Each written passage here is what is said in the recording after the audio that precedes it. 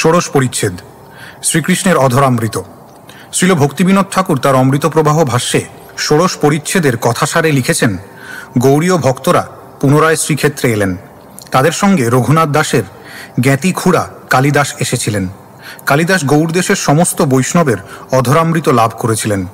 তিনি ঝরু ঠাকুরের অধরামৃত পর্যন্ত পেয়েছিলেন। সেই স্বীকৃতি বলে নীলাচলে তিনি শ্রীচৈতন্য মহাপ্রভুর পদজল ও প্রসাদ পেলেন। কবি কর্ণপুরের বয়স যখন মাত্র 7 বছর, তখন তিনি শ্রীচৈতন্য মহাপ্রভুর কাছে এসে হরিনাম মহামন্ত্র প্রাপ্ত হন। পরবর্তীকালে বৈষ্ণবাচার্যদের মধ্যে তিনি মহান কবি হিসাবে খ্যাতি লাভ করেন। শ্রীচৈতন্য মহাপ্রভু বল্লভ ভোগ প্রাপ্ত হয়ে ফেলামৃতের মাহাত্ম্য বর্ণনা করলেন এবং সমস্ত বৈষ্ণবকে ফেলামৃত সেবন করিয়ে স্বয়ং শ্রীকৃষ্ণের অধরামৃত পানে নিমগ্ন হলেন। শ্লোক 1। অনুবাদ: যিনি কৃষ্ণ প্রেমামৃত স্বয়ং আস্বাদন করে এবং ভক্তদের আস্বাদন করিয়ে প্রেম দীক্ষা বিষয়ক দিব্য জ্ঞান শিক্ষা দিয়েছিলেন, সেই শ্রীকৃষ্ণ চৈতন্য মহাপ্রভুকে আমি বন্দনা করি। শ্লোক 2। জয় জয় শ্রীচৈতন্য জয় নিত্যানন্দ, জয়াদ্বৈত চন্দ্র জয় গৌর ভক্তবৃন্দ। 2। শ্লোকার্থ: শ্রীচৈতন্য মহাপ্রভুর জয়, শ্রী মন্নিত্যানন্দ প্রভুর জয়, শ্রী অদ্বৈত আচার্য প্রভুর জয় এবং শ্রীচৈতন্য মহাপ্রভুর সমস্ত ভক্তবৃন্দের জয়। শ্লোক 3। এই মতো মহাপ্রভু রহেন নীলাচলে, ভক্তগণ সঙ্গে সদা প্রেম বিহ বলে। 3। শ্লোকার্থ: এইভাবে শ্রীচৈতন্য মহাপ্রভু সর্বদা ভগবত প্রেমে বিহবল হয়ে ভক্তদের সঙ্গে নীলাচলে অবস্থান করেছিলেন। শ্লোক 4। বর্ষান্তরে আইলা সব গৌড়ের ভক্তগণ, পূর্ববৎ আসি কইল প্রভুর মিলন। 4। শ্লোকার্থ: পরের বছর যথারীতি গৌড়ের সমস্ত ভক্তরা জগন্নাথপুরীতে এলেন এবং পূর্ববৎ শ্রীচৈতন্য মহাপ্রভুর সঙ্গে তাদের মিলন হল। শ্লোক 5। তা সবার সঙ্গে আইল কালিদাস নাম, কৃষ্ণ নাম বিনা তেহ নাহি কহে আন। 5। শ্লোকার্থ: তাদের সঙ্গে কালিদাস নামক একজন ভক্ত এসেছিলেন। কৃষ্ণ নাম ব্যতীত তার মুখে আর অন্য কোনো বাণী ছিল না। শ্লোক 6। মহাভাগবত তেহ সরল উদার, কৃষ্ণ নাম সংকেতে চালায় ব্যবহার। 6। শ্লোকার্থ: কালিদাস ছিলেন মহাভাগবত এবং তার ব্যবহার ছিল অত্যন্ত সরল এবং উদার। তিনি তার ব্যবহারিক কার্যকলাপ কৃষ্ণ নাম করতে করতে সম্পাদন করতেন। শ্লোক 7। কৌতুকেতে তেহ যদি পাশক খেলায়, হরে কৃষ্ণ কৃষ্ণ করি পাশক চালায়। 7। শ্লোকার্থ: কৌতুক ছলে তিনি যদি কখনো পাশা খেলতেন, তখন তিনি হরে কৃষ্ণ কৃষ্ণ বলে পাশা চালতেন। তাৎপর্য: এই সম্পর্কে শ্রীল ভক্তি সিদ্ধান্ত সরস্বতী ঠাকুর সমাধান করে দিয়েছেন যে এই যুগের মানুষ যেন কালিদাসের মতো মহাভাগবতের অনুকরণ করে পাশা না খেলেন। কেউ যদি মহাভাগবত কালিদাসের অনুসরণ করে পাশা বা জুয়া খেলার প্রতি আসক্ত হয়, তাহলে তার কলির দাসত্ব হেতু পাপ বা অধর্ম প্রবৃত্তি বৃদ্ধি পাবে। বাইরে তার কৃষ্ণ নাম গ্রহণ করার অনুকরণ ও চেষ্টা থাকলেও তা নাম বলে পাপে প্রবৃত্তি হেতু নামাপরাধী বলে পর্যবসিত হবে। পাশা খেলা অবশ্যই জুয়া খেলারই অনুরূপ, কিন্তু এখানে স্পষ্টভাবে বলা হয়েছে যে কালিদাস কৌতুক ছলে পাশা খেলেছিলেন। মহাভাগবত যা ইচ্ছা তাই করতে পারেন, কিন্তু তিনি কখনো মূল নীতি থেকে ভ্রষ্ট হন না। তাই বলা হয়েছে, বৈষ্ণবের ক্রিয়া মুদ্রা বিজ্ঞেহ না বুঝয়। শুদ্ধ বৈষ্ণবের কার্যকলাপ বিজ্ঞেরা পর্যন্ত বুঝতে পারেন না। আমাদের কখনোই কালিদাসের কার্যকলাপের অনুকরণ করা উচিত নয়। শ্লোক 8। রঘুনাথ দাসের তেহ হয় জ্ঞাতি খুড়া, বৈষ্ণবের উচ্ছিষ্ট খাইতে তেহ হইল বুড়া। 8। শ্লোকার্থ: কালিদাস ছিলেন রঘুনাথ দাস গোস্বামীর জ্ঞাতি খুড়া। তিনি সারা জীবন এমনকি বৃদ্ধ বয়সেও বৈষ্ণবের উচ্ছিষ্ট গ্রহণ করার চেষ্টা করতেন। শ্লোক 9। গৌড় দেশে হয় যত বৈষ্ণবের গণ, সবার উচ্ছিষ্ট তেহ করিল ভোজন। 9। শ্লোকার্থ: তিনি বঙ্গদেশের সমস্ত বৈষ্ণবদের উচ্ছিষ্ট ভোজন করেছিলেন। শ্লোক 10। ব্রাহ্মণ বৈষ্ণব যত ছোট বড় হয়, উত্তম বস্তু ভেট লয়া তার ঠাই যায়। 10। শ্লোকার্থ: ছোট বড় যত ব্রাহ্মণ এবং বৈষ্ণব ছিলেন, অতি উত্তম সমস্ত উপহার নিয়ে তিনি তাদের কাছে যেতেন। শ্লোক 11। তার ঠাই শেষ পাত্র লয়েন মাগিয়া, কাহা না পায় তবে রহে লুকায়া। 11। শ্লোকার্থ: তারপর তাদের খাইয়ে তিনি তাদের উচ্ছিষ্ট ভিক্ষা করতেন এবং কেউ যদি তাকে উচ্ছিষ্ট দিতে অস্বীকার করতেন, তিনি তখন লুকিয়ে থাকতেন। শ্লোক 12। ভোজন করিলে পাত্র ফেলায়া যায়, লুকায়া সেই পাত্র আনি চাটি খায়। 12। শ্লোকার্থ। সেই বৈষ্ণব যখন ভোজনের পর তার পাত্র ফেলে দিয়ে যেতেন, তখন কালিদাস লুকিয়ে সেই পাত্র নিয়ে এসে চেটে উচ্ছিষ্ট গ্রহণ করতেন। শ্লোক 13। শূদ্র বৈষ্ণবের ঘরে যায় ভেঁট লয়া, এই মতো তার উচ্ছিষ্ট খায় লুকায়া। 13। শ্লোকার্থ। কালিদাস শূদ্র কুলোদ্ভূত বৈষ্ণবদের গৃহে উপহার নিয়ে যেতেন এবং এইভাবে লুকিয়ে তাদের উচ্ছিষ্ট গ্রহণ করতেন। শ্লোক 14। ভুই মালি জাতি বৈষ্ণব ঝড়ু তার নাম, আম্র ফল লয়া তেহ গেলা তার স্থান। 14। শ্লোকার্থ। ঝড়ু ঠাকুর নামক এক মহান বৈষ্ণব ছিলেন, যিনি ভুইমালি কুলে জন্মগ্রহণ করেছিলেন। কালিদাস আম নিয়ে তার কাছে গেলেন। তাৎপর্য: শ্রীল ভক্তি সিদ্ধান্ত সরস্বতী ঠাকুর মন্তব্য করেছেন যে কালিদাস এবং ঝড়ু ঠাকুর উভয়েরই শ্রীপাঠ বাড়ি ভেদ বা ভদুয়া গ্রামে ছিল। এই গ্রামটি শ্রীল রঘুনাথ দাস গোস্বামীর জন্মস্থান কৃষ্ণপুর থেকে প্রায় 3 মাইল দক্ষিণে অবস্থিত, যা বর্ধমান লাইনে ব্যান্ডেল জংশন থেকে প্রায় 1 মাইল পশ্চিমে অবস্থিত। সেখানে দেবানন্দপুর নামক একটি ডাকঘর আছে। ঝড়ু ঠাকুরের সেবিত শ্রী মদন গোপাল বিগ্রহ এইখানে শ্রী রামপ্রসাদ দাস নামক জৈনিক রামায়েত দ্বারা পূজিত হতেন। শোনা যায় কালিদাসের সেবিত বিগ্রহ সরস্বতী নদীর তীরবর্তী শঙ্খনগরে এতদিন ধরে কোনো প্রকারে সেবিত হয়ে আসছিলেন। কিছুকাল পূর্বে ত্রিবেণীর অধিবাসী মতিলাল চট্টোপাধ্যায় নামক জনৈক ব্যক্তি সেই বিগ্রহ তার গৃহে নিয়ে সেবা করছেন। শ্লোক 15। আম্র ভেট দিয়া তার চরণ বন্দিলা, তার পত্নীরে তবে নমস্কার কইলা। 15। শ্লোকার্থ। কালিদাস ঝড়ু ঠাকুরকে সেই আম উপহার দিয়ে তার চরণ বন্দনা করলেন এবং তারপর তার স্ত্রীকে শ্রদ্ধা নিবেদন করলেন। শ্লোক 16। পত্নী সহিত তেহ আছেন বসিয়া, বহু সম্মান কইলা কালিদাসেরে দেখিয়া। 16। শ্লোকার্থ। ঝড়ু ঠাকুর তখন তার পত্নীর সঙ্গে বসেছিলেন। কালিদাসকে দেখে তিনি তার বহু সম্মান করলেন। শ্লোক 17 এবং 18। ইষ্ট গোষ্ঠী কতক্ষণ করি তার সনে, ঝড়ু ঠাকুর কহে তারে মধুর বচনে। 17। আমি নিচ জাতি তুমি অতিথি সর্বোত্তম, কোন প্রকারে করিমু আমি তোমার সেবন। 18। শ্লোকার্থ। কালিদাসের সঙ্গে কিছুক্ষণ কৃষ্ণ কথা আলোচনা করার পর ঝড়ু ঠাকুর তাকে মধুর বচনে বললেন, আমি অত্যন্ত নীচ কুলোদ্ভূত, আর আপনি সর্বোত্তম অতিথি, কিভাবে আমি আপনার সেবা করতে পারি? শ্লোক 19। আজ্ঞা দেহ ব্রাহ্মণ ঘরে অন্ন লয়া দিয়ে, তাহা তুমি প্রসাদ পাও তবে আমি জিয়ে। 19। শ্লোকার্থ। আপনি যদি আমাকে আদেশ দেন তাহলে আমি কোনো ব্রাহ্মণের গৃহে অন্ন পাঠিয়ে দেব এবং সেখানে আপনি প্রসাদ পাবেন। আপনি যদি তা মনে করেন তাহলে আমি স্বাচ্ছন্দ্য বোধ করব। শ্লোক 20। কালিদাস কহে ঠাকুর কৃপা করো মোরে, তোমার দর্শনে আইনু মুই পতিত পামরে। 20। শ্লোকার্থ। কালিদাস তার উত্তরে বললেন, ঠাকুর আমাকে আপনি কৃপা করুন, আমি অত্যন্ত অধঃপতিত পাপী, তথাপি আমি আপনাকে দর্শন করতে এসেছি। শ্লোক 21। পবিত্র হইনু মুই পাইনু দর্শন, কৃতার্থ হইনু মোর সফল জীবন। 21। শ্লোকার্থ। কেবল আপনাকে দর্শন করার ফলে আমি পবিত্র হয়েছি, আমি কৃতার্থ হলাম এবং আমার জীবন সফল হল। শ্লোক 22। এক বাঞ্ছা হয় যদি কৃপা করি করো, পাদরজ দেহ পাদ মোর মাথে ধরো। 22। শ্লোকার্থ। আমার একটি বাসনা রয়েছে, দয়া করে আমার প্রতি কৃপা পরবশ হয়ে আপনি আপনার পা আমার মাথায় রাখুন, যাতে আমি আপনার পদধূলি লাভ করতে পারি। শ্লোক 23। ঠাকুর কহে ওইছে বাত কহিতে না জুয়ায়, আমি নীচ জাতি তুমি সুসজ্জন রায়। 23। শ্লোকার্থ। ঝড়ু ঠাকুর তার উত্তরে বললেন, আপনার এইভাবে কথা বলা উচিত নয়, আমি অত্যন্ত নীচ জাতি আর আপনি অতি সম্ভ্রান্ত ধনী ব্যক্তি। শ্লোক 24। তবে কালিদাস শ্লোক পড়ি শুনাইল, শুনি ঝড়ু ঠাকুরের বড় সুখ হইল।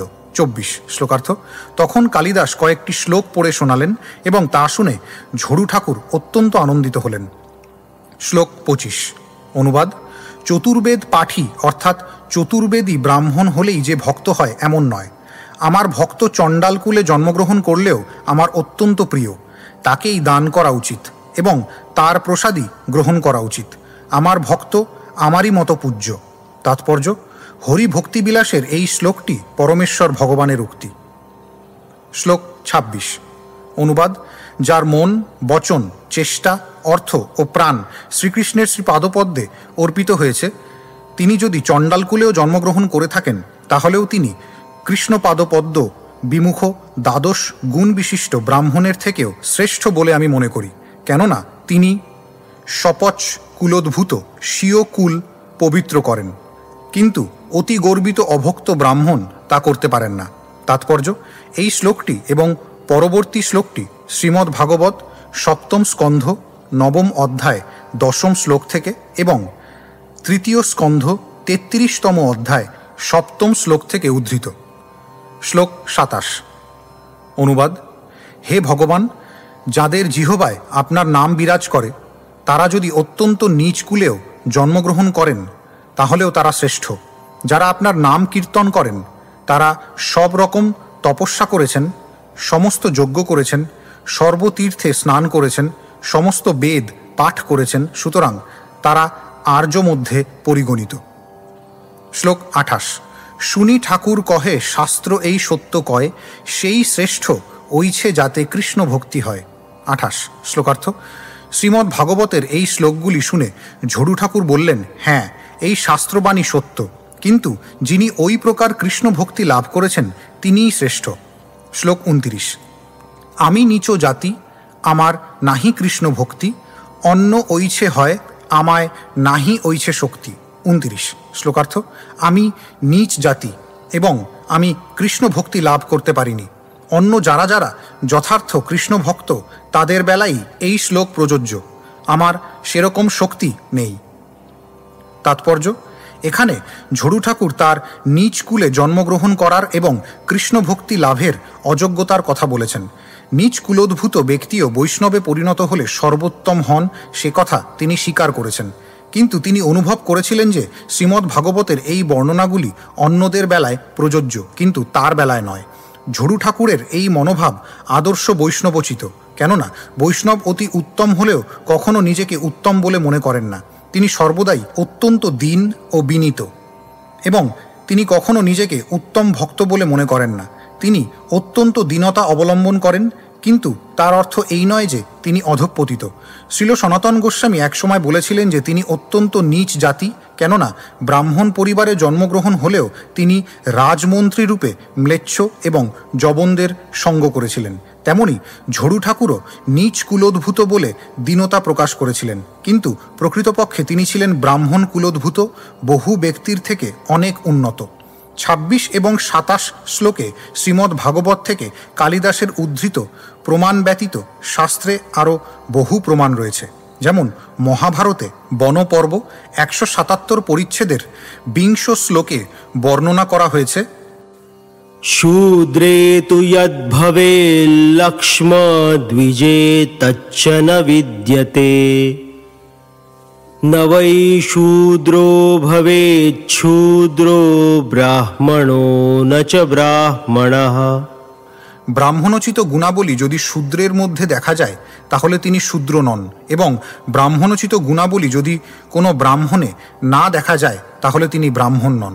তেমনি বনপর্বের ২১১ পরিচ্ছেদের প্রথম থেকে দ্বাদশ শ্লোকে বর্ণনা করা হয়েছে, শূদ্রয়োনৌ হি জাতস্য সদ্গুণানুপতিষ্ঠতঃ, আর্জবে বর্তমানস্য ব্রাহ্মণ্যমভিজায়তে। শূদ্রকুলে জাত ব্যক্তির মধ্যে যদি ব্রাহ্মণের গুণাবলী প্রকাশ হয়, যথা সত্য, সম প্রশান্ততা, দম ইন্দ্রিয় সংযম এবং আর্জব সরলতা, তাহলে তাকে ব্রাহ্মণ বলেই স্বীকার করতে হবে। মহাভারতের অনুশাসন পর্বে ১৬৩ শ্লোকে বর্ণনা করা হয়েছে, স্থিতো ব্রাহ্মণ ধর্মেণ ব্রাহ্মণ্যমুপজীবতি, ক্ষত্রিয়ো বাথ বৈশ্যো বা ব্রহ্মভূয়ঃ স গচ্ছতি, এভিস্তু কর্মভির্দেবী শুভৈরাচরিতৈস্তথা, शूद्रो ब्राह्मणतां याति वैश्यः क्षत्रियतां व्रजेत् न योनिर्नापि संस्कारो न श्रुतन्न च सन्ततिः कारणानि द्विजत्वस्य वृत्तमेव तु कारणम्। কেউ যদি ব্রাহ্মণ ধর্মে স্থিত হন তাহলে ক্ষত্রিয় বা বৈশ্যকুলে জন্ম হওয়া সত্ত্বেও তাকে ব্রাহ্মণ বলে বিবেচনা করতে হবে।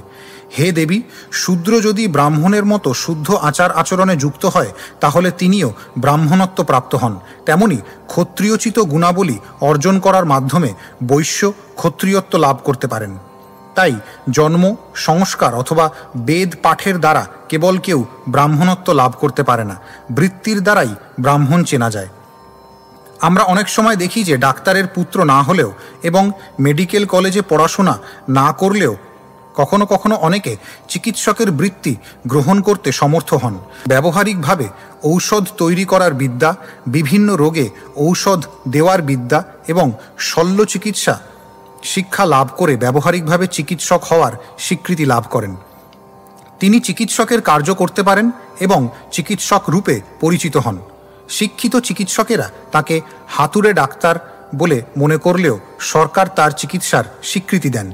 বিশেষ করে ভারতবর্ষে এই রকম বহু ডাক্তার রয়েছেন যারা অত্যন্ত সুদক্ষতার সঙ্গে চিকিৎসা করেন, সরকার পর্যন্ত তাদের স্বীকার করেন।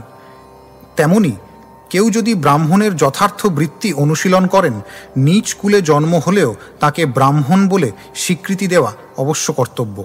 সেইটি সমস্ত শাস্ত্রের নির্দেশ।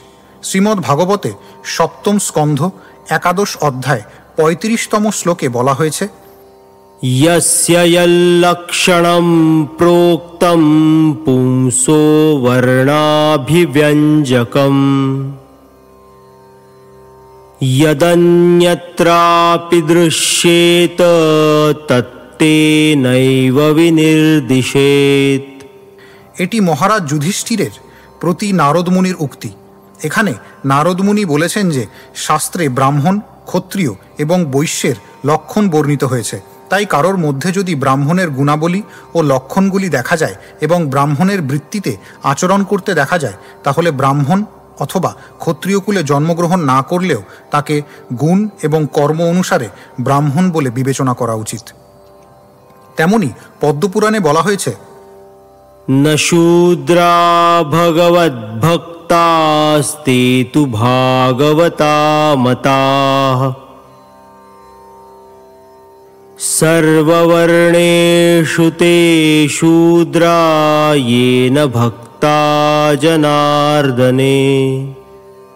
ভগবত ভক্ত বৈষ্ণবকে কখনো শূদ্র বলে মনে করা উচিত নয়। পরমেশ্বর ভগবানের সমস্ত ভক্তদের ভাগবত বলে চেনা উচিত। যদি সে ভগবানের ভক্ত না হয়, ব্রাহ্মণ, ক্ষত্রিয় অথবা বৈশ্যকুলে জন্ম হলেও তাকে শূদ্র বলে বিবেচনা করতে হবে। পদ্মপুরাণেও বলা হয়েছে, श्वपाकमिव नेक्षेत लोके विप्रम वैष्णवम् वैष्णवो वर्णो बाह्योऽपि पुनाति भुवनत्रयम्। ব্রাহ্মণ পরিবারে জন্মগ্রহণ করলেও কেউ যদি অবৈষ্ণব হয় তাহলে তার মুখ দর্শন পর্যন্ত করা উচিত নয়। ঠিক যেভাবে কুকুরভোজী চণ্ডালের মুখ দর্শন করা উচিত নয়। কিন্তু ব্রাহ্মণোত্তর কুলে জাত বৈষ্ণব ত্রিভুবন পবিত্র করতে পারেন। পদ্মপুরাণে আরও বলা হয়েছে, शूद्रं वा भगवद्भक्तं निषादं श्वपचं तथा वीक्षते जाति सामान्यात् स याति नरकं ध्रुवम्। শূদ্র, নিষাদ অথবা চণ্ডাল কুলজাত ভগবত ভক্ত বৈষ্ণবকে সেই বর্ণ বলে যে মনে করে সে অবশ্যই নরকগামী হয়। ব্রাহ্মণকে অবশ্যই বৈষ্ণব এবং শাস্ত্রজ্ঞ পণ্ডিত হতে হবে। তাই ভারতবর্ষে ব্রাহ্মণকে পণ্ডিত বলে সম্বোধন করার প্রথা প্রচলিত আছে। ব্রহ্ম জ্ঞান ব্যতীত পরমেশ্বর ভগবানকে জানা যায় না। তাই বৈষ্ণব অবশ্যই ব্রাহ্মণ, কিন্তু সব ব্রাহ্মণই বৈষ্ণব নন। গরুড় পুরাণে বলা হয়েছে, भक्तिरष्टविधा ह्येषा यस्मिन् म्लेच्छेऽपि वर्तते स विप्रेन्द्रो मुनिश्रेष्ठः सज्ञानी स च पण्डितः। ম্লেচ্ছও যদি ভগবত ভক্ত হন তাহলে তাকে সর্বশ্রেষ্ঠ ব্রাহ্মণ এবং পণ্ডিত বলে স্বীকার করতে হবে। তেমনি তত্ত্বসাগরে বলা হয়েছে, यथा काञ्चनतां याति कांस्यं रसविधानतः तथा दीक्षाविधानेन द्विजत्वं जायते नृणाम्। পারদের মিশ্রণে রাসায়নিক প্রক্রিয়ার মাধ্যমে কাঁসা যেমন সোনায় পরিণত হয়, তেমনি সদ্গুরুর কাছ থেকে উপযুক্ত শিক্ষা এবং দীক্ষা লাভ করার মাধ্যমে মানুষ ব্রাহ্মণত্ব প্রাপ্ত হন। সমস্ত শাস্ত্রে প্রমাণিত হয় যে বেদের সিদ্ধান্ত অনুসারে বৈষ্ণবকে কখনো অব্রাহ্মণ বলে মনে করা উচিত নয়। ম্লেচ্ছ অথবা যবনকুলে জন্মগ্রহণ করলেও বৈষ্ণবকে কখনো নীচ জাতি বলে মনে করা উচিত নয়। যেহেতু তিনি শ্রীকৃষ্ণের ভক্ত হয়েছেন, তাই তিনি সম্পূর্ণরূপে পবিত্র হয়েছেন এবং ব্রাহ্মণত্ব প্রাপ্ত হয়েছেন। দ্বিজতং জায়তে নৃণাম। শ্লোক 30। তারে নমস্করি কালিদাস বিদায় মাগিলা, ঝড়ু ঠাকুর তবে তার অনুব্রজি আইলা। 30। শ্লোকার্থ, তাকে পুনরায় নমস্কার করে কালিদাস তার কাছ থেকে বিদায় নিলেন এবং ঝড়ু ঠাকুর তখন তার পিছনে পিছনে বাইরে এলেন। শ্লোক 31 এবং 32। তারে বিদায় দিয়া ঠাকুর যদি ঘরে আইল, তার চরণ চিহ্ন যেই ঠাঁই পড়িল। 31। সেই ধুলি লয়া কালিদাস সর্বাঙ্গে লেপিলা, তার নিকট এক স্থানে লুকায়া রহিলা। 32। শ্লোকার্থ, কালিদাসকে বিদায় দিয়ে ঝড়ু ঠাকুর যখন তার ঘরে ফিরে গেলেন, তখন যে যে স্থানে তার চরণ চিহ্ন পড়েছিল সেই স্থানের ধুলি নিয়ে কালিদাস তার সর্বাঙ্গে লেপন করলেন এবং তার বাড়ির কাছেই এক জায়গায় লুকিয়ে রইলেন। শ্লোক 33। ঝড়ু ঠাকুর ঘর যাই দেখি আম্রফল, মানসেই কৃষ্ণচন্দ্রে অর্পিলা সকল। 33। শ্লোকার্থ, ঘরে ফিরে গিয়ে সেই আমগুলি দেখে ঝড়ু ঠাকুর মানসে সেগুলি শ্রীকৃষ্ণচন্দ্রকে অর্পণ করলেন। শ্লোক 34। কলার পাটুয়া খোলা হইতে আম্র নিকাশিয়া, তার পত্নী তারে দেন খায়েন চুষিয়া। 34। শ্লোকার্থ, ঝড়ু ঠাকুরের পত্নী তখন কলার পাতা এবং খোলার মোড়ক থেকে আম বার করে ঝড়ু ঠাকুরকে নিবেদন করলেন এবং ঝড়ু ঠাকুর সেগুলি চুষে চুষে খেতে লাগলেন। শ্লোক 35। চুষি চুষি চোষা আঠি ফেলিলা পাটুয়াতে, তারে খাওয়ায়া তার পত্নী খায় পশ্চাতে। 35। শ্লোকার্থ, আমগুলি খেয়ে সেই আমের আঠিগুলি তিনি কলার পাতায় ফেললেন এবং তাকে প্রথমে খাইয়ে তারপর তার স্ত্রী আম খেতে লাগলেন। শ্লোক 36। আঠি চোষা সেই পাটুয়া খোলাতে ভরিয়া, বাহিরে উচ্ছিষ্ট গর্তে ফেলাইয়া লয়া। 36। শ্লোকার্থ, চোষা আঠিগুলি কলার পাতা এবং খোলায় ভরে তিনি বাইরে উচ্ছিষ্ট গর্তে সেগুলি ফেলে দিলেন। শ্লোক 37। সেই খোলা আঠি চোকলা চুষে কালিদাস, চুষিতে চুষিতে হয় প্রেমেতে উল্লাস। 37। শ্লোকার্থ, সেই কলার খোলা আমের আঠি ও চোকলা কালিদাস উচ্ছিষ্ট গর্ত থেকে তুলে নিয়ে এসে চুষতে লাগলেন এবং চুষতে চুষতে তিনি কৃষ্ণ প্রেমানন্দে উল্লসিত হলেন। শ্লোক 38। এই মতো যত বৈষ্ণব বৈশে গৌড় দেশে, কালিদাস ওইছে সবার নীলা অবশেষে। 38। শ্লোকার্থ, এইভাবে কালিদাস গৌড় দেশের সমস্ত বৈষ্ণবদের উচ্ছিষ্ট গ্রহণ করেছিলেন। শ্লোক 39। সেই কালিদাস যবে নীলাচলে আইলা, মহাপ্রভু তার উপর মহাকৃপা কইলা। 39। শ্লোকার্থ, সেই কালিদাস যখন নীলাচলে এলেন তখন মহাপ্রভু তাকে বিশেষভাবে কৃপা করলেন। শ্লোক 40। প্রতিদিন প্রভু যদি যান দর্শনে, জল করঙ্গ লয়া গোবিন্দ যায় প্রভু শনে। 40। শ্লোকার্থ, প্রতিদিন শ্রীচৈতন্য মহাপ্রভু যখন মন্দিরে জগন্নাথ দেবকে দর্শন করতে যেতেন তখন গোবিন্দ তার জলপাত্র নিয়ে তার সঙ্গে যেতেন। শ্লোক 41। সিংহদ্বারের উত্তর দিকে কপাটের আড়ে, 22 পাহাচ তলে আছে এক নিম্ন গাড়ে। 41 শ্লোকার্থ। সিংহদ্বারের উত্তর দিকে দরজার পিছন দিকে 22টি সিঁড়ির তলায় একটি ডোবা আছে।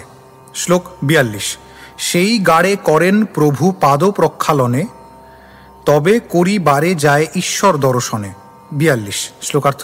শ্রীচৈতন্য মহাপ্রভু সেই ডোবায় পাদ প্রক্ষালন করে তারপর মন্দিরে শ্রী জগন্নাথ দেবকে দর্শন করতে যেতেন।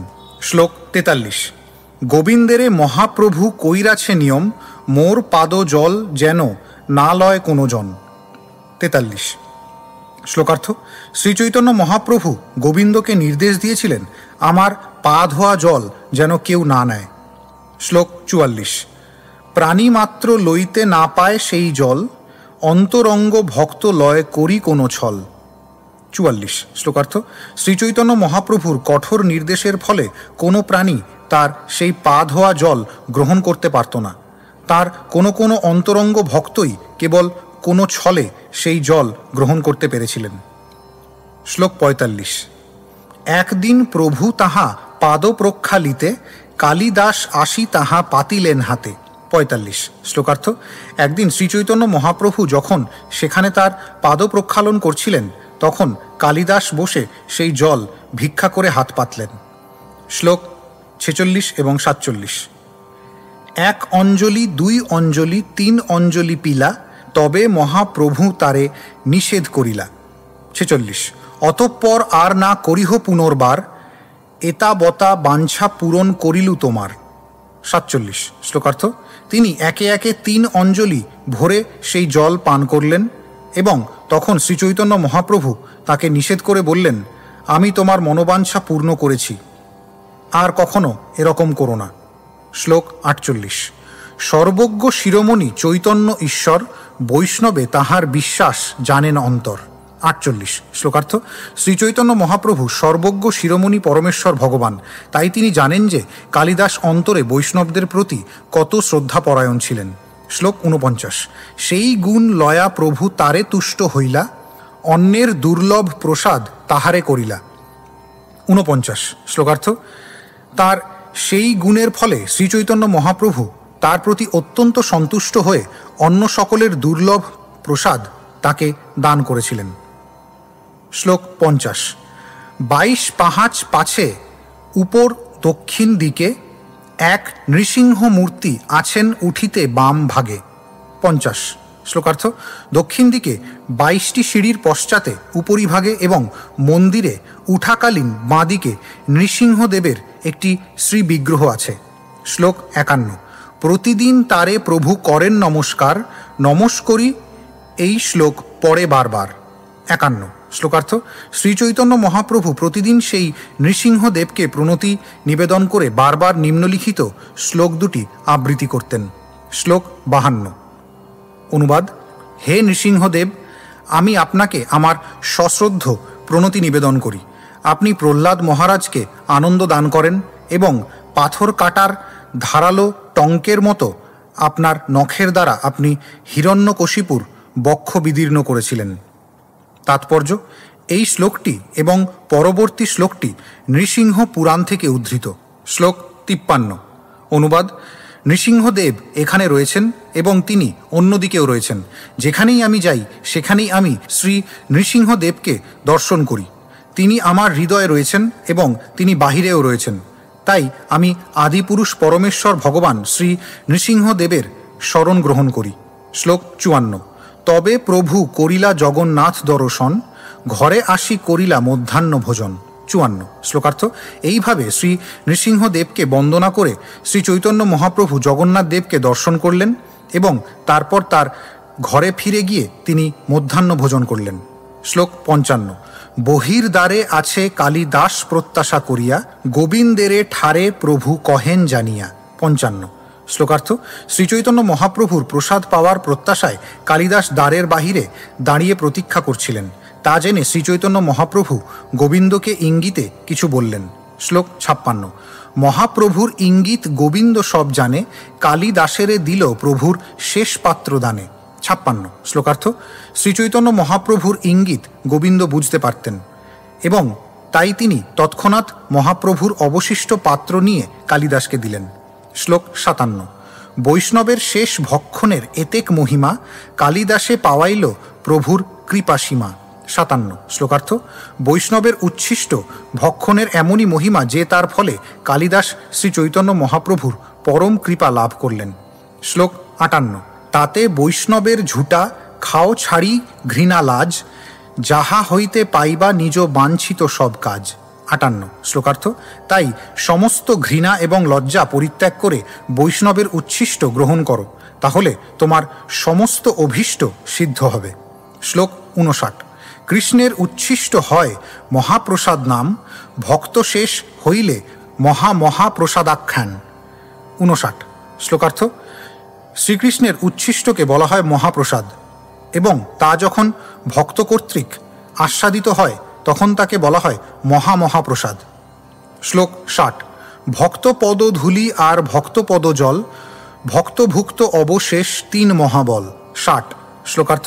ভক্তের পদধূলি, ভক্তের পা ধোয়া জল এবং ভক্তের ভুক্তাবশিষ্ট, এই তিনটি বস্তু মহাশক্তিশালী। শ্লোক 61। এই তিন সেবা হইতে কৃষ্ণ প্রেমা হয়, পুনঃ পুনঃ সর্বশাস্ত্রে ফুকারিয়া কয়। 61।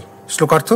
এই তিনের সেবার ফলে কৃষ্ণ প্রেম লাভ হয়, সমস্ত শাস্ত্রে বারবার সে কথা উচ্চৈস্বরে ঘোষণা করা হয়েছে। শ্লোক 62। তাতে বারবার কহি শুনো ভক্তগণ, বিশ্বাস করিয়া করো এ তিন সেবন। 62। শ্লোকার্থ। তাই হে ভক্তগণ, বিশ্বাস সহকারে এই তিনের সেবা করুন। শ্লোক 63। তিন হইতে কৃষ্ণ নাম প্রেমের উল্লাস, কৃষ্ণের প্রসাদ তাতে সাক্ষী কালিদাস। 63। শ্লোকার্থ। এই তিনের প্রভাবে জীবনের পরম উদ্দেশ্য কৃষ্ণ প্রেম লাভ হয়, এইটি শ্রীকৃষ্ণের সর্বশ্রেষ্ঠ প্রসাদ, তার প্রমাণ কালিদাস স্বয়ং। শ্লোক 64। নীলাচলে মহাপ্রভু রহে এই মতে, কালিদাসে মহাকৃপা কইলা অলক্ষিতে। 64। শ্লোকার্থ। শ্রীচৈতন্য মহাপ্রভু এইভাবে নীলাচলে অবস্থান করেছিলেন এবং অলক্ষিতে তিনি কালিদাসকে মহাকৃপা করলেন। শ্লোক 65। সে বৎসর শিবানন্দ পত্নী লয়া আইলা, পুরী দাস ছোট পুত্রে সঙ্গেতে আনিলা। 65। শ্লোকার্থ। সে বছর শিবানন্দ সেন তার সঙ্গে তার স্ত্রী এবং তার ছোট পুত্র পুরীদাসকে সঙ্গে নিয়ে এসেছিলেন। শ্লোক 66। পুত্র সঙ্গে লয়া তেহ আইলা প্রভু স্থানে, পুত্রেরে করাইলা প্রভুর চরণ বন্দনে। 66। শ্লোকার্থ। তার পুত্রকে সঙ্গে নিয়ে শিবানন্দ সেন শ্রী চৈতন্য মহাপ্রভুকে দর্শন করতে এসেছিলেন এবং তার শিশুপুত্রকে দিয়ে তিনি শ্রী চৈতন্য মহাপ্রভুর শ্রী পাদপদ্ম বন্দনা করালেন। শ্লোক 67। কৃষ্ণ কহ বলি প্রভু বলেন বারবার, তবু কৃষ্ণ নাম বালক না করে উচ্চার। 67। শ্লোকার্থ। শ্রীচৈতন্য মহাপ্রভু সেই বালকটিকে বারবার বললেন কৃষ্ণ কহ, কিন্তু তবুও সেই বালক কৃষ্ণ নাম উচ্চারণ করল না। শ্লোক 68। শিবানন্দ বালকেরে বহু যত্ন করিলা, তবু সেই বালক কৃষ্ণ নাম না কহিলা। 68। শ্লোকার্থ। শিবানন্দ সেনও সেই বালকটির মুখে কৃষ্ণ নাম উচ্চারণ করাবার বহু চেষ্টা করলেন, কিন্তু তবুও সেই বালক কৃষ্ণ নাম উচ্চারণ করল না। শ্লোক 69 থেকে 71। প্রভু কহে আমি নাম জগতে লওয়াইলু, স্থাবরে পর্যন্ত কৃষ্ণ নাম কহাইতে। 69। ইহারে নারিলু কৃষ্ণ নাম কহাইতে, শুনিয়া স্বরূপ গোসাই লাগিলা কহিতে। 70। তুমি কৃষ্ণ নাম মন্ত্র কইলা উপদেশে, মন্ত্র পায়া কার আগে না করে প্রকাশে। 71। শ্লোকার্থ। শ্রীচৈতন্য মহাপ্রভু তখন বললেন আমি সমস্ত জগৎকে কৃষ্ণ নাম নেওয়ালাম, এমনকি স্থাবর বৃক্ষ লতাদের পর্যন্ত কৃষ্ণ নাম উচ্চারণ করালাম, কিন্তু একে আমি কৃষ্ণ নাম নেওয়াতে পারলাম না। সে কথা শুনে স্বরূপ দামোদর গোস্বামী বলতে লাগলেন হে প্রভু, আপনি একে কৃষ্ণ নাম মহামন্ত্র দান করলেন এবং সেই মন্ত্র পেয়ে সে কারোর সামনে তা প্রকাশ করছে না। শ্লোক 72। মনে মনে জপে মুখে না করে আখ্যান, এই ইহার মনঃ কথা করি অনুমান। 72। শ্লোকার্থ। এই বালকটি মুখে উচ্চারণ না করে মনে মনে তা জপ করছে, তার সেই মনোভাব আমি অনুমান করতে পারছি। শ্লোক 73। আর দিন কহেন প্রভু পরপুরী দাস, এই শ্লোক করি তেহ করিলা প্রকাশ। 73। শ্লোকার্থ। আর একদিন শ্রীচৈতন্য মহাপ্রভু সেই বালকটিকে বললেন পুরীদাস একটি শ্লোক বলো। তখন সেই বালকটি নিম্নলিখিত শ্লোকটি সকলের সামনে আবৃত্তি করল। শ্লোক ৭৪।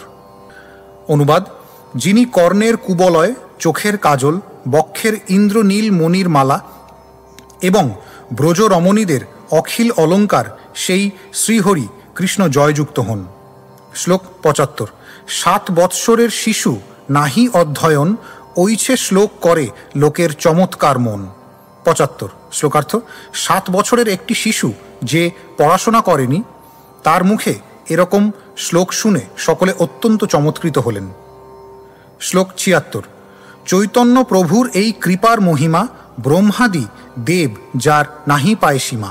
৭৬। শ্লোকার্থ: শ্রীচৈতন্য মহাপ্রভুর অহৈতুকী কৃপার এমনই মহিমা, ব্রহ্মা আদি দেবতারাও যার সীমা খুঁজে পান না।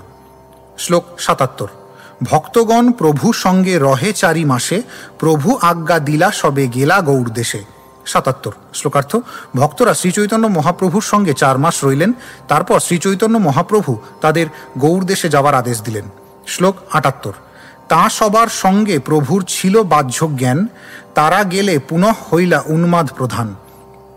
৭৮। শ্লোকার্থ: গৌড়ের ভক্তরা যতদিন নীলাচলে ছিলেন ততদিন তাদের সঙ্গ প্রভাবে শ্রীচৈতন্য মহাপ্রভুর বাহ্য জ্ঞান ছিল, কিন্তু তারা সকলে চলে গেলে শ্রীচৈতন্য মহাপ্রভু পুনরায় চরম প্রেমোন্মাদনা প্রকাশ করতে লাগলেন। শ্লোক ৭৯। রাত্রি দিনে স্ফুরে কৃষ্ণের রূপ গন্ধ রস, সাক্ষাদনুভবে যেন কৃষ্ণ উপস্পর্শ। ৭৯। শ্লোকার্থ: দিন রাত শ্রীচৈতন্য মহাপ্রভু শ্রীকৃষ্ণের রূপ, গন্ধ ও রস সাক্ষাৎভাবে অনুভব করতে লাগলেন, যেন তিনি প্রত্যক্ষভাবে শ্রীকৃষ্ণকে স্পর্শ করেছিলেন। শ্লোক ৮০। একদিন প্রভু গেলা জগন্নাথ দর্শনে, সিংহদ্বারে দলি আসি করিল বন্দনে। ৮০। শ্লোকার্থ: একদিন শ্রীচৈতন্য মহাপ্রভু যখন মন্দিরে জগন্নাথ দেবকে দর্শন করতে গিয়েছিলেন, তখন সিংহদ্বারে দ্বাররক্ষক তাকে বন্দনা করলেন। শ্লোক ৮১। তারে বলে, কোথা কৃষ্ণ মোর প্রাণনাথ, মোরে কৃষ্ণ দেখাও বলি ধরে তার হাত। ৮১। শ্লোকার্থ: শ্রীচৈতন্য মহাপ্রভু তাকে বললেন, আমার প্রাণনাথ শ্রীকৃষ্ণ কোথায়, দয়া করে তুমি আমায় কৃষ্ণকে দেখাও। এই বলে তিনি সেই দ্বার রক্ষকের হাত ধরলেন। শ্লোক ৮২। সেহ কহে, ইহা হয় ব্রজেন্দ্র নন্দন, আইসো তুমি মোর সঙ্গে করাং দর্শন। ৮২। শ্লোকার্থ: তখন সেই দ্বাররক্ষক তাকে বললেন, ব্রজেন্দ্র নন্দন শ্রীকৃষ্ণ এখানে রয়েছেন, দয়া করে আপনি আমার সঙ্গে আসুন, আমি আপনাকে দর্শন করাবো। শ্লোক ৮৩। তুমি মোর সখা দেখাহ কাহা প্রাণনাথ, এত বলি জগমোহন গেলা ধরি তার হাত।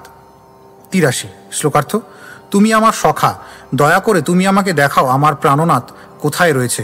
এই বলে শ্রীচৈতন্য মহাপ্রভু তার হাত ধরে জগমোহনে, যেখান থেকে সকলে শ্রী জগন্নাথ দেবকে দর্শন করেন, গেলেন। শ্লোক ৪৮। সেহ বলে, এই দেখো শ্রী পুরুষোত্তম, নেত্র ভরিয়া তুমি করহ দর্শন। ৮৪। শ্লোকার্থ: দ্বাররক্ষকটি তখন তাকে বললেন, এই শ্রী পুরুষোত্তমকে দর্শন করুন, আপনার ২ চোখ ভরে আপনি তাকে দর্শন করুন। শ্লোক ৮৫। গরুড়ের পাছে রহি করেন দর্শন, দেখেন জগন্নাথ হয় মুরলী বদন। ৮৫। শ্লোকার্থ: গরুর স্তম্ভের পিছনে দাঁড়িয়ে শ্রীচৈতন্য মহাপ্রভু শ্রী জগন্নাথ দেবকে দর্শন করতে লাগলেন এবং তিনি তখন তাকে মুরলী বদন শ্রীকৃষ্ণরূপে দর্শন করলেন। শ্লোক ৮৬। এই লীলা নিজ গ্রন্থে রঘুনাথ দাস, গৌরাঙ্গ স্তব কল্পবৃক্ষে করিয়াছেন প্রকাশ। ৮৬। শ্লোকার্থ: শ্রীচৈতন্য মহাপ্রভুর এই লীলা শ্রী রঘুনাথ দাস গোস্বামী তার গৌরাঙ্গ স্তবকল্প বৃক্ষ নামক গ্রন্থে সুন্দরভাবে বর্ণনা করেছেন। শ্লোক ৮৭। অনুবাদ: শ্রীচৈতন্য মহাপ্রভু উন্মাদের মতো দ্বাররক্ষককে বললেন, হে বন্ধু, আমার প্রাণনাথ শ্রীকৃষ্ণ কোথায়, দয়া করে তুমি আমায় তাকে দেখাও। দ্বাররক্ষক তখন তার হাত ধরে বললেন, আপনি আমার সঙ্গে এসে আপনার প্রিয়তমকে দর্শন করুন। সেই শ্রীচৈতন্য মহাপ্রভু আমার হৃদয় উদিত হয়ে আমাকে উন্মত্ত করছেন। শ্লোক ৮৮। হেনকালে গোপাল বল্লভ ভোগ লাগাইল, শঙ্খ ঘণ্টা আদিসহ আরতি বাজিল। ৮৮। শ্লোকার্থ: সেই সময় শ্রী জগন্নাথ দেবকে গোপাল বল্লভ ভোগ নিবেদন করা হলো এবং শঙ্খ ঘণ্টা ইত্যাদি সহ আরতি শুরু হলো। শ্লোক ৮৯। ভোগ সরিলে জগন্নাথের সেবকগণ, প্রসাদ লয়া প্রভু ঠাঁই কইল আগমন। 89। শ্লোকার্থ। ভোগ সরাবার পর শ্রী জগন্নাথ দেবের সেবকেরা প্রসাদ নিয়ে শ্রী চৈতন্য মহাপ্রভুর কাছে এলেন।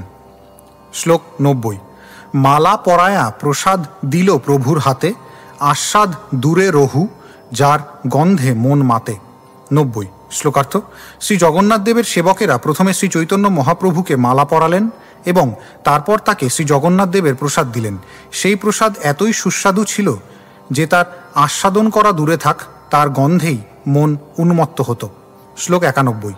বহুমূল্য প্রসাদ সেই বস্তু সর্বোত্তম, তার অল্প খাওয়াইতে সেবক করিল যতন। 91। শ্লোকার্থ। সর্বশ্রেষ্ঠ সমস্ত সামগ্রী দিয়ে তৈরি সেই প্রসাদ ছিল বহুমূল্যবান, তাই শ্রী জগন্নাথ দেবের সেবকেরা তা শ্রীচৈতন্য মহাপ্রভুকে খাওয়াতে চেয়েছিলেন। শ্লোক 92। তার অল্প লয়া প্রভু জিহবাতে যদি দিলা, আর সব গোবিন্দের আঁচলে বান্ধিলা।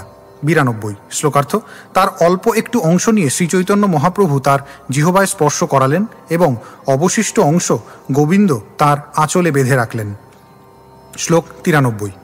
কোটি অমৃত স্বাদ পায়া প্রভুর চমৎকার, সর্বাঙ্গে পুলক নেত্রে বহে অশ্রুধার।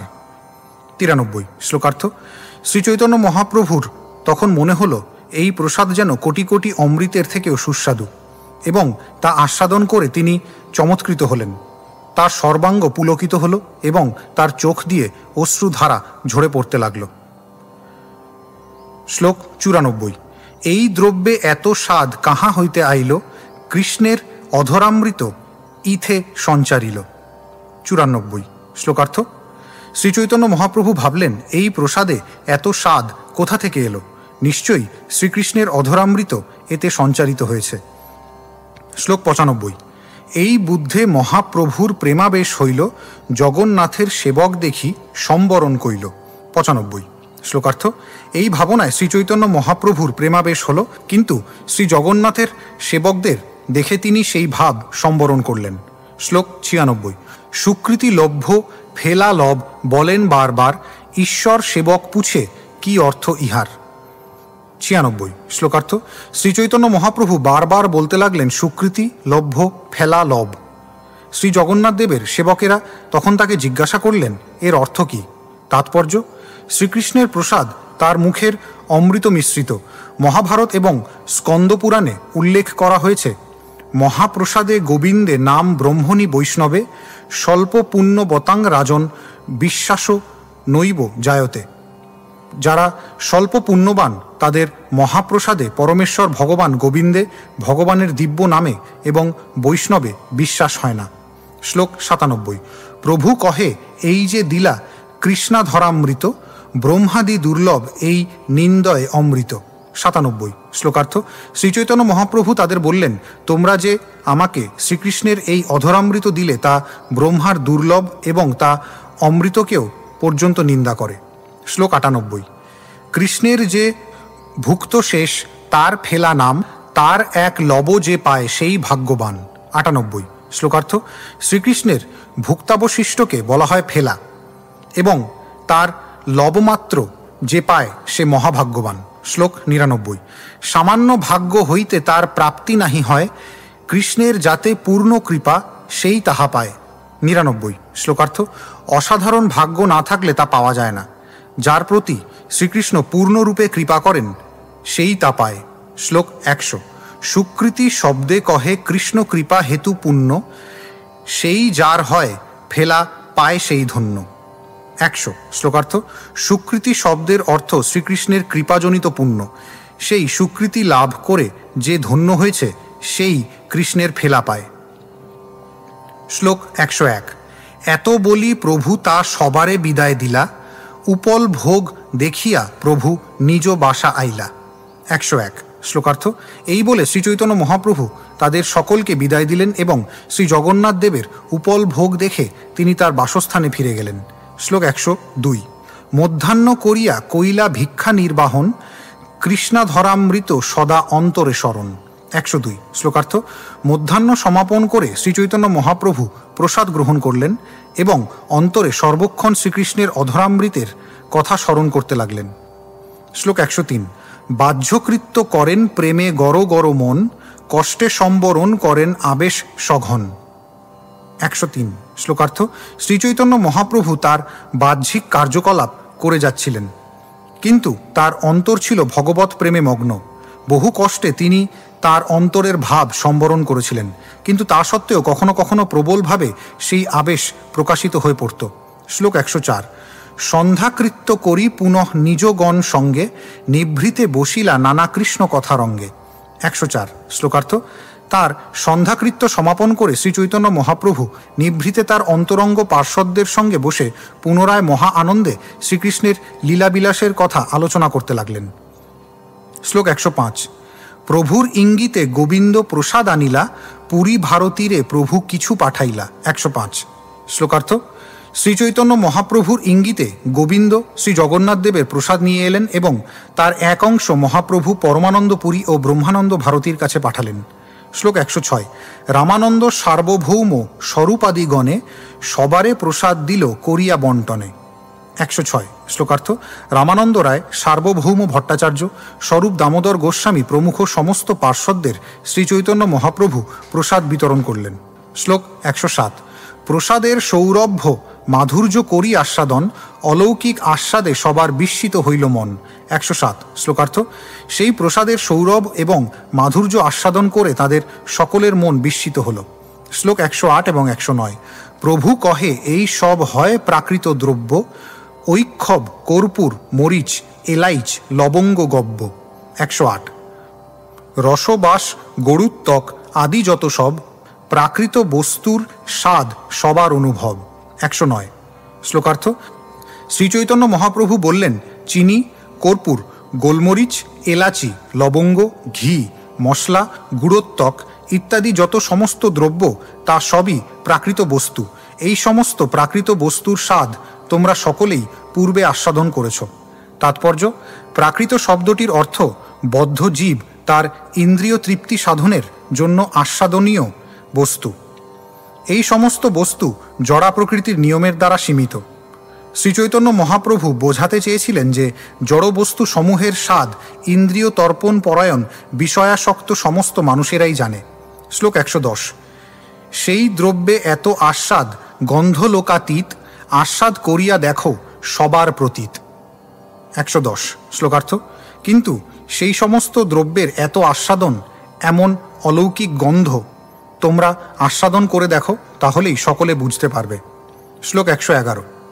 আস্বাদ দূরে রহু, যার গন্ধে মাতে মন, আপনা বিনা অন্য মাধুর্য করায় বিস্মরণ। 111 শ্লোকার্থ। আস্বাদন করা দূরে থাক, যার গন্ধে মন মাতে এবং তার মাধুর্য ব্যতীত অন্য সব কিছুর কথা ভুলিয়ে দেয়। শ্লোক 112। তাতে এই দ্রব্যে কৃষ্ণাধর স্পর্শ হইল, অধরের গুণ সব ইহাতে সঞ্চারিল। 112 শ্লোকার্থ। তাই বুঝতে হবে যে শ্রীকৃষ্ণ তার অধরের দ্বারা এই সমস্ত দ্রব্য স্পর্শ করেছেন এবং তার অধরের সমস্ত গুণ এতে সঞ্চারিত হয়েছে। তাৎপর্য: যেহেতু সকলেই পূর্বে এই সমস্ত বস্তু আস্বাদন করেছেন, তাই সেগুলির স্বাদ সকলেরই জানা আছে। কিন্তু তাহলে এই অপূর্ব স্বাদ এলো কোথা থেকে? তা থেকে বোঝা যায় যে শ্রীকৃষ্ণের অধরের স্পর্শে তার অধরের সমস্ত গুণ সেই সমস্ত দ্রব্যে সঞ্চারিত হয়েছে। শ্লোক 113। অলৌকিক গন্ধ স্বাদ অন্য বিশ্বারণ, মহামাদক হয় এই কৃষ্ণাধরের গুণ। 113 শ্লোকার্থ। এই প্রসাদের গন্ধ এবং স্বাদ অন্য সব কিছুর কথা ভুলিয়ে দেয়। শ্রীকৃষ্ণের অধরের এমনই মহামাদক গুণ। শ্লোক 114। অনেক সুকৃতে ইহা হয়াছে সম্প্রাপ্তি, সবে এই আস্বাদ করো করি মহাভক্তি। 114 শ্লোকার্থ। অনেক সুকৃতির ফলেই এই মহাপ্রসাদ লাভ হয়। মহাভক্তি সহকারে তোমরা সকলে এই মহাপ্রসাদ আস্বাদন করো। শ্লোক 115। হরিধ্বনি করি সবে কইলা আস্বাদন, আস্বাদিতে প্রেমে মত্ত হইল সবার মন। 115 শ্লোকার্থ। হরিধ্বনি করতে করতে তারা সকলে সেই প্রসাদ আস্বাদন করলেন এবং আস্বাদন করতে তাদের মন প্রেমে মত্ত হল। শ্লোক 116। প্রেমাবেশে মহাপ্রভু যবে আজ্ঞা দিলা, রামানন্দ রায় শ্লোক পড়িতে লাগিলা। 116 শ্লোকার্থ। প্রেমাবেশে মহাপ্রভু যখন রামানন্দ রায়কে কিছু শ্লোক পড়তে আদেশ দিলেন, তখন রামানন্দ রায় নিম্নলিখিত শ্লোকটি পড়লেন। শ্লোক 117। অনুবাদ: হে বীর, তোমার প্রেম বর্ধক, জগতের শোক নাশক, সুমধুর বংশীর ধ্বনির দ্বারা সুন্দর রূপে চুম্বিত, প্রাকৃত বিষয়ের প্রতি আসক্ত বিনাশকারী তোমার যে অধরামৃত, তা আমাদের দাও। তাৎপর্য: এই শ্লোকটি শ্রীমদ্ ভাগবত দশম স্কন্ধ 31তম অধ্যায় 14 শ্লোক থেকে উদ্ধৃত। শ্লোক 118। শ্লোক শুনি মহাপ্রভু মহাতুষ্ট হইলা, রাধার উৎকণ্ঠা শ্লোক পড়িতে লাগিলা। 118। শ্লোকার্থ: সেই শ্লোকটি শুনে শ্রীচৈতন্য মহাপ্রভু অত্যন্ত সন্তুষ্ট হলেন এবং শ্রীমতী রাধারানীর উৎকণ্ঠা বর্ণনাকারী একটি শ্লোক পড়তে লাগলেন। শ্লোক 119। অনুবাদ: হে সখী, শ্রীকৃষ্ণের দিব্য অধরামৃত বহু সুকৃতির ফলে কেবল লাভ হয়। তা ব্রজের অতুলনীয়া কুলাঙ্গনাদের অন্য সমস্ত বিষয়ের তৃষ্ণা হরণ করে। সুধার থেকেও অধিক মধুর পান চর্বণশীল সেই মদনমোহন আমার জিহ্বার স্পর্শ বর্ধন করেছেন। তাৎপর্য: এই শ্লোকটি গোবিন্দ লীলামৃত গ্রন্থে 8ম অধ্যায়ের 8ম শ্লোকে পাওয়া যায়। শ্লোক 120। এত কহি গৌর প্রভু ভাবাবিষ্ট হয়া, 2 শ্লোকের অর্থ করে প্রলাপ করিয়া। 120। শ্লোকার্থ: এই বলে শ্রীচৈতন্য মহাপ্রভু ভাবাবিষ্ট হয়ে উন্মাদের মতো প্রলাপ করতে করতে এই 2টি শ্লোকের অর্থ বিশ্লেষণ করতে লাগলেন। শ্লোক 121 এবং 122। তনু মন করায় ক্ষোভ, বাড়ায় সুরত লোভ, হর্ষ শোকাদি ভার বিনাশয়, পাশরায় অন্য রস, জগৎ করে আত্মবশ, লজ্জা ধর্ম ধৈর্য করে ক্ষয়। 121। নাগর শুনো তোমার অধর চরিত, মাতায় নারীর মন, জিহুবা করে আকর্ষণ, বিচারিতে সব বিপরীত। 122। ধ্রু। শ্লোকার্থ: তিনি বললেন, হে নাগর, আমি তোমার অধরের চরিত্র বর্ণনা করছি, তুমি শোনো। সে লোকের তনু ও মনকে ক্ষোভিত করে, কাম বাসনা বৃদ্ধি করে, হর্ষ শোক আদির ভার বিনাশ করে, অন্য সমস্ত রসের কথা ভুলিয়ে দেয়, জগৎকে আত্মবশ করে লজ্জা ধর্ম ও ধৈর্যকে ক্ষয় করে, রমণীদের মন মত্ত করে ও জিহ্বার লালসা বৃদ্ধি করিয়ে আকর্ষণ করে। তার গুণাবলী বিচার করার সময় আমি তার সব গুণই বিপরীত দেখছি। শ্লোক 123। আছুক নারীর কাজ, কহিতে বাসিয়ে লাজ, তোমার অধর বড় ধৃষ্ট রায়, পুরুষে করে আকর্ষণ, আপনা পিয়াইতে মন, অন্য রস সব পাশরায়। 123। শ্লোকার্থ: হে কৃষ্ণ, তুমি পুরুষ, তোমার অধরামৃত নারীর মন আকর্ষণ করবে, তা স্বাভাবিক, কিন্তু তা পুরুষরূপ বেণুকে আকর্ষণ করে নিজেকে পান করিয়ে অন্য যাবতীয় রস ভুলিয়ে দেয়। শ্লোক 124।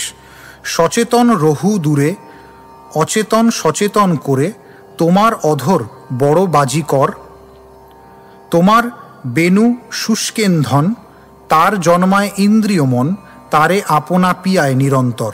124। শ্লোকার্থ: সচেতন দূরে থাকুক, তোমার অধর অচেতনকে পর্যন্ত সচেতন করে, তাই সে একটি মহা জাদুকর। আরও বিপরীত দেখো, তোমার যে বেণু সে শুষ্ক কাঠ মাত্র, তোমার অধরামৃত তাকে পান করিয়ে তার ইন্দ্রিয় ও মন প্রস্তুত করে তাকে সুখ দেয়। শ্লোক 125। বেণু ধৃষ্ট পুরুষ হয়া, পুরুষাধর পিয়া পিয়া, গোপীগণে জানায় নিজ পান, আহ শুনো গোপীগণ, বলে পিঙো তোমার ধন, তোমার যদি থাকে অভিমান। 125। শ্লোকার্থ: সেই বেণু ধৃষ্ট পুরুষরূপে স্বয়ং পুরুষের অধর পুনঃ পুনঃ পান করে সেই পানের কথা বিজ্ঞাপন করে আর গোপীদের বলে, হে গোপীগণ, তোমাদের যদি স্ত্রী বলে অভিমান থাকে তাহলে পুরুষের অধরামৃত রূপ তোমাদের নিজ ধন পান করো। শ্লোক 126। তবে মোরে ক্রোধ করি, লজ্জা ভয় ধর্ম ছাড়ি, ছাড়ি দিমু করো আসি পান, নহে পিমু নিরন্তর, তোমায় মোর নাহিক ডর, অন্যে দেখো তৃণের সমান। 126। শ্লোকার্থ: তখন রাধারানী বলছেন, সেই বেণু আমার প্রতি ক্রোধ করে বলে তুমি লজ্জা ভয় ছেড়ে এই অমৃত পান করো, তাহলে আমি তোমাকে এই অধর ছেড়ে দেব।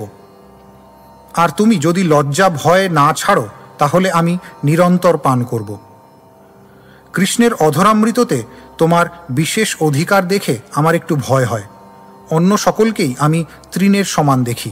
শ্লোক 127। অধরামৃত নিজ স্বরে সঞ্চারিয়া সেই বলে, আকর্ষয় ত্রিজগৎ জন, আমরা ধর্ম ভয় করি, রহি যদি ধৈর্য ধরি, তবে আমায় করে বিড়ম্বন। 127 শ্লোকার্থ। সেই বেণু নিজের স্বরে অধরামৃত সঞ্চার করে, অর্থাৎ তার সঙ্গে একতা করে এইভাবে ত্রিজগৎকে আকর্ষণ করে। আমরা গোপীরা যদি ধর্ম ভয় করে ধৈর্য ধারণ করি, তাহলে আমাদের বিশেষ বিড়ম্বনা করে। শ্লোক 128। নিবি খসায় গুরু আগে, লজ্জা ধর্ম করায় ত্যাগে, কেশে ধরি যেন লয়া যায়, আনি করায় তোমার দাসী, শুনি লোক করে হাসি, এই মতো নারীরে নাচায়। 128 শ্লোকার্থ। তোমার বাঁ অধরামৃত এবং বাঁশির স্বর একত্রে আমাদের লজ্জা ধর্ম ছাড়িয়ে গুরুজনদের সামনে কটিবন্ধ খসিয়ে দেয়, আমাদের যেন চুল ধরে টেনে নিয়ে যায় এবং আমাদের তোমার দাসী করে দেয়। লোকেরা তা শুনে হাসে, এইভাবে তারা আমাদের নাচায়। শ্লোক 129। শুষ্ক বাঁশের লাঠি খান, এত করে অপমান, এই দশা করিল গোসাই, না সহি কি করিতে পারি, তাহে রহি মৌন ধরি, চোরার মাকে ডাকি কান্দিতে নাই। 129 শ্লোকার্থ। এই বাঁশিটি একটি শুষ্ক বাঁশের লাঠি ছাড়া আর কিছু নয়, কিন্তু সে আমাদের অপমান করে এই দশাগ্রস্ত করে। আমরা তা সহ্য করতে না পেরে আর কি করতে পারি? চোরকে দণ্ড দিলে তার মা যেমন ডেকে চিৎকার করে কাঁদতে পারে না, আমরাও তেমন মৌন করে থাকি। শ্লোক 130। অধরের এই রীতি আর শুনো কুনীতি, সে অধর শনে যার মেলা, সেই ভক্ষ ভোজ্য পান, সেই অমৃত সমান, নাম তার হয় কৃষ্ণ ফেলা। 130 শ্লোকার্থ। অধরের এমনই রীতি, অধরের সঙ্গে যার মিলন, তার আবার কুনীতি শ্রবণ করো। সেই অধর স্পৃষ্ট ভক্ষ ভোজ্য ও পানীয় দ্রব্য অমৃত সদৃশ হয়ে কৃষ্ণ ফেলা নাম ধরে। শ্লোক 131। সে ফেলার এক লব, না পায় দেবতা সব, এ দম্ভে কেবা পাতিয়ায়, বহু জন্ম পুণ্য করে, তবে সুকৃতি নাম ধরে, সে সুকৃতে তার লব পায়। 131 শ্লোকার্থ। বহু আরাধনা করেও স্বর্গের দেবতারা সেই ফেলার এক কণাও পান না। ফেলার আবার এমনই দম্ভ যে তা সাধারণে বিশ্বাস করতে পারে না, কেননা বহু জন্মের পুণ্য কর্মে যে সুকৃতি লাভ হয়, সেই সুকৃতির বলেই কেবল কৃষ্ণ ফেলার এক কোণা লাভ হয়। শ্লোক 132। কৃষ্ণ যে খায় তাম্বুল, কহে তার নাহি মূল, তাহে আর দম্ভ পরিপাটি, তার যে বা উদ্গার, তারে কয় অমৃতসার, গোপীর মুখ করে আলবাটি। 132 শ্লোকার্থ। কৃষ্ণের চর্বিত তাম্বুল প্রসাদের উদ্গারকে অমৃতসার বলা হয়। গোপীদের মুখ তা রাখবার পিকদানি সদৃশ। শ্লোক 133। এসব তোমার কুটি নাটি, ছাড়ো এই পরিপাটি, বেনুদ্বারে কাহে হর প্রাণ, আপনার হাসি লাগি, নহ নারীর বধভাগী, দেহ নিজা ধরামৃত দান। 133 শ্লোকার্থ। অতএব হে কৃষ্ণ, তোমার এই কুটিনাটির কৌশল পরিত্যাগ করো, বেনুর দ্বারা আর গোপীদের প্রাণনাশ করো না, তুমি হেসে হেসে নারীর বধভাগী হইও না, আমাদের তোমার অধরামৃত দান করো। শ্লোক 134। কহিতে কহিতে প্রভুর মন ফিরি গেল, ক্রোধ অংশ শান্ত হইল, উৎকণ্ঠা বাড়িল। 134 শ্লোকার্থ। এইভাবে বলতে বলতে শ্রীচৈতন্য মহাপ্রভুর মনোভাব পরিবর্তন হলো, তার ক্রোধ শান্ত হলো, কিন্তু উৎকণ্ঠা বেড়ে গেল। শ্লোক 135। পরম দুর্লভ এই কৃষ্ণাধরামৃত, তাহা যেই পায় তার সফল জীবিত। 135 শ্লোকার্থ। শ্রীচৈতন্য মহাপ্রভু বলতে লাগলেন, শ্রীকৃষ্ণের এই অধরামৃত পরম দুর্লভ, তা যে পায় তার জন্ম সার্থক। শ্লোক 136। যোগ্য হয়া কেহ করিতে না পায় পান, তথাপি সে নির্লজ্জ বৃথা ধরে প্রাণ। 136 শ্লোকার্থ। কোনো ব্যক্তি যোগ্য হওয়া সত্ত্বেও যদি সেই অমৃত পান না করে, তাহলে সেই নির্লজ্জ ব্যক্তি বৃথা তার জীবন ধারণ করে। শ্লোক 137। অযোগ্য হয়া তাহা কেহ সদা পান করে, যোগ্যজন নাহি পায় লোভে মাত্র মরে। 137 শ্লোকার্থ। অনেকে আবার অযোগ্য হওয়া সত্ত্বেও সর্বদা সেই অমৃত পান করে, আর যোগ্য লোকেরা তা না পেয়ে লোভ করে মরে। শ্লোক 138। তাতে জানি কোনো তপস্যার আছে বল, অযোগ্যেরে দেওয়ায় কৃষ্ণাধরামৃত ফল। 138 শ্লোকার্থ। তার ফলে বুঝতে পারি যে সেই অযোগ্য ব্যক্তির নিশ্চয়ই কোনো তপস্যার বল রয়েছে, যার ফলে সে কৃষ্ণের অধরামৃত লাভ করছে। শ্লোক 139। কহ রাম রায় কিছু শুনিতে হয় মন, ভাব জানি পরে রায় গোপীর বচন। 139। শ্লোকার্থ। শ্রীচৈতন্য মহাপ্রভু রামানন্দ রায়কে আবার বললেন, রামানন্দ রায়, আর কিছু শ্লোক পড়ো, আমার মন তা শুনতে চাইছে। শ্রীচৈতন্য মহাপ্রভুর মনের ভাব বুঝে রামানন্দ রায় গোপিকাদের মুখোক্ত একটি শ্লোক আবৃত্তি করলেন। শ্লোক 140। অনুবাদ। হে গোপীগণ, এই বেণু কি সুকৃতি অর্জন করেছিল যে গোপিকাদের লভ্য কৃষ্ণের অধরসুরা সে ভোগ করছে? কুলবৃদ্ধগণ যেমন কোনো মহৎ সন্তানের জন্ম দেখে তার জন্য আনন্দ অশ্রু বিসর্জন করেন, তেমনি এই বেণু যে সমস্ত নদীর জলে পুষ্ট হয়েছে, সেই সমস্ত নদী তাদের উপরিভাগের বিকশিত পদ্মনিচয় রূপ রোমসমূহের দ্বারা হৃষ্ট হচ্ছে, এবং যে তরু থেকে তার জন্ম হয়েছে সেই জাতীয় সকলেই আনন্দে মধুধারা রূপ অশ্রু বর্ষণ করছে। তাৎপর্য। এই শ্লোকটি শ্রীমদ্ ভাগবত 10ম স্কন্ধ 21তম অধ্যায় 9ম শ্লোক থেকে উদ্ধৃত গোপিকাদের উক্তি। শরতের আগমনে বৃন্দাবনে গোচরণ করার সময় শ্রীকৃষ্ণ তার বাঁশি বাজালে গোপিকারা তার বংশীর সৌভাগ্য বর্ণনা করে এইভাবে আলোচনা করেছিলেন। শ্লোক 141। এই শ্লোক শুনি প্রভু ভাবাবিষ্ট হয়া উৎকণ্ঠাতে অর্থ করে প্রলাপ করিয়া। 141। শ্লোকার্থ। এই শ্লোক শুনে ভাবাবিষ্ট হয়ে শ্রীচৈতন্য মহাপ্রভু উৎকণ্ঠিতভাবে পাগলের মতো প্রলাপ করতে করতে তার অর্থ বিশ্লেষণ করতে লাগলেন। শ্লোক 142। এহ ব্রজেন্দ্র নন্দন, ব্রজের কোনো কন্যাগণ অবশ্য করিব পরিণয়, সে সম্বন্ধে গোপীগণ যারে মানে নিজ ধন, সে সুধা অন্যের লভ্য নয়। 142। শ্লোকার্থ। কোনো গোপী অন্য গোপীদের বলছেন, দেখো ব্রজেন্দ্র নন্দনের এ কি আশ্চর্য লীলা, সে অবশ্যই ব্রজের কন্যাদের পরিণয় করবে। অতএব গোপীরা জানেন যে কৃষ্ণের অধরামৃত তাদেরই নিজ ধন এবং সেই অধরামৃত অন্যের লভ্য নয়। শ্লোক 143। গোপীগণ কহ সব করিয়া বিচারে, কোন তীর্থ কোন তপ কোন সিদ্ধ মন্ত্র জপ, এই বেণু কৈল জন্মান্তরে। 143 ধ্রুব। শ্লোকার্থ। হে গোপীগণ, বিচার করে দেখো যে এই বংশী জন্মান্তরে অবশ্যই কোনো তীর্থ কোনো তপ কোনো সিদ্ধ মন্ত্র জপ করেছিল, যার ফলে সে কৃষ্ণের এই অধর সুধা এইভাবে পান করছে। শ্লোক 144। হেন কৃষ্ণাধর সুধা যে কৈল অমৃত মুধা, যার আশায় গোপী ধরে প্রাণ, এই বেণু অযোগ্য অতি স্থাবর পুরুষ জাতি, সেই সুধা সদা করে পান। 144। শ্লোকার্থ।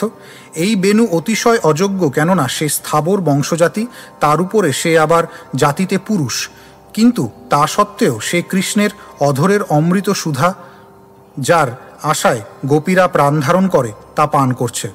শ্লোক 145। যার ধন না কহে তারে, পান করে বলাৎকারে, পিতে তারে ডাকিয়া জানায়, তার তপস্যার ফল দেখো ইহার ভাগ্য বল, ইহার উচ্ছিষ্ট মহাজনে খায়। 145। শ্লোকার্থ। শ্রীকৃষ্ণের অধরামৃত যদিও গোপীদের স্বকীয় ধন, কিন্তু তা সত্ত্বেও সে তাদের না বলে বলপূর্বক পান করে এবং গোপীদের উচ্চ রবে পান করতে আহ্বান করে। আবার সেই বেণুর তপস্যার ফল এবং ভাগ্য বলও দেখো তার উচ্ছিষ্ট মহাজনেরা পর্যন্ত খান। শ্লোক 146। মানস গঙ্গা কালিন্দী ভুবন পাবনী নদী, কৃষ্ণ যদি তাতে করে স্নান, বেণুর ঝুটাধর রস হয়া লোভে পরবশ, সেই কালে হর্ষে করে পান। 146। শ্লোকার্থ। কৃষ্ণ যখন ভুবন পাবিনী কালিন্দী ও মানস গঙ্গাতে স্নান করেন, তখন তারা লোভ পরবশ হয়ে বেণুর উচ্ছিষ্ট অধর রস হর্ষ ভরে পান করেন। শ্লোক 147। এত নারী বহু দূরে, বৃক্ষ সব তার তীরে, তপ করে পর উপকারী, নদীর শেষ রস পায়া মূল দ্বারে আকর্ষিয়া, কেনে পিয়ে বুঝিতে না পারি। 147। শ্লোকার্থ। নদীর কথা দূরে থাকুক, তারা তো নারী, সেই নদী তীরস্থ তাপস সদৃশ পর উপকারী বৃক্ষগুলিও কি জন্য যে মূল দ্বারা নদীর উপভুক্ত শেষ রস আকর্ষণ করে পান করে, তা বুঝতে পারি না। শ্লোক 148। নিজাঙ্কুরে পুলকিত পুষ্পহাস্য বিকশিত মধু মিশে বহে অশ্রুধার বেনুরে মানি নিজ জাতি আর্যের যেন পুত্র নাতি বৈষ্ণব হইলে আনন্দ বিকার। 148। শ্লোকার্থ। সেই সমস্ত বৃক্ষ নিজ নিজ অঙ্কুরে পুলকিত এবং পুষ্প বিকাশ রূপে হাস্য বিকশিত হয়ে মধুর ছলে অশ্রুধারা নিক্ষেপ করে। মনে হয় আর্য পুরুষদের পুত্র পৌত্র বৈষ্ণব হলে তারা যেমন আনন্দ বিকার লাভ করেন, বৃক্ষগুলিও যেন তাদের স্ববংশীয় বৃক্ষ জাতিরূপ বেনুকে বৈষ্ণব হতে দেখে এইভাবে আনন্দিত হচ্ছেন। শ্লোক 149। বেনুর তপ জানি যবে সেই তপ করি তবে এ অযোগ্য আমরা যজ্ঞা নারী যা না পায়া দুঃখে মরি অযোগ্য পিয়ে সহিতে নারী তাহা লাগি তপস্যা বিচারী। 149। শ্লোকার্থ।